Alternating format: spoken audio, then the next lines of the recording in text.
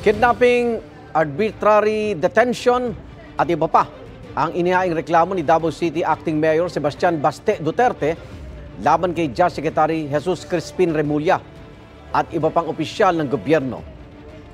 Kaugnay ito sa pag-aresto kay dating Pangulong Rodrigo Duterte na ngayon nakadetain sa International Criminal Court o ICC. Tingin ni Remulla, may kinalaman ng mga reklamo sa aplikasyon niya sa pagka-ombudsman. May unang balita si Salima Refran. Ilang araw matapos mabasura ang mga reklamo laban sa kanya sa Office of the Ombudsman, may panibagong mga reklamong kinakaharap si Justice Secretary Jesus Crispin Remulla kaugnay ng pag-aresto kay dating Pangulong Rodrigo Duterte sa bisa ng ICC warrant. Naghain ng patong-patong ng mga reklamong kidnapping, arbitrary detention at iba pa ang kampo ni Davao City Acting Mayor Baste Duterte sa Office of the Ombudsman for Mindanao. Bukod kay Remulla, damay sa mga reklamo ang kapatid niyang si Interior and Local Government Secretary John Vic Remulla, Defense Secretary Gilbert Chodoro, National Security Advisor Eduardo Anyo, mga dating PNP Chief Romel Marbil at Nicolas Torre III at iba pang opisyal na nang patupad ng warrant laban kay Duterte noong Marso. We have talked to Acting Mayor Baste Duterte and he has willingly accepted the call to file a case, and obviously all those involved, including me, I've actually supported him. May substantial difference po itong kaso namin doon sa kaso po na ifinail ni Senator Amy Marcos. Ang substantial difference po nito, yung mga tao mismo na nandun po sa incident noong March 11, 2025. Former generals who were there, including Attorney Martin Delgra and myself, we all executed affidavits as to what transpired really during the incident.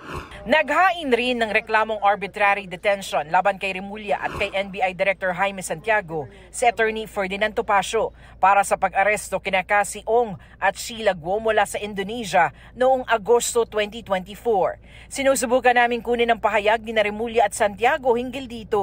Si Senator Amy Marcos na chairperson ng Senate Committee on Foreign Relations na nagsagawa ng pagdinig sa pag-aresto kay Pangulong Duterte at nagsampa ng mga binasurang reklamo, naghain naman ang motion for reconsideration sa Ombudsman.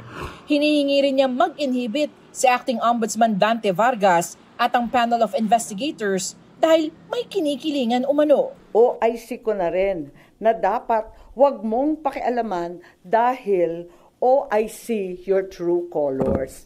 Nalulungkot ako kasi talagang umaasa tayo sa ombudsman, lalong-lalo na sa mga panahong ito na umiiral lahat ng report tungkol sa korupsyon.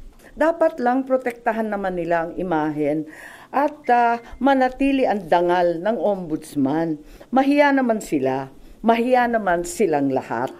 Sinusubukan namin kunin ang pahayag ni Vargas hinggil dito. Tinawag namang forum shopping ni Remulla ang mga reklamo para pigilan ang kanyang aplikasyon bilang susunod na ombudsman ng bansa. May nakahain na rin daw na petition for certiorari sa Korte Suprema si dating Pangulong Duterte at Senador Bato de la Rosa. Bukod pa yan sa nakahaing ring habeas corpus petitions ng magkakapatid na Duterte sa SC. It's really forum shopping.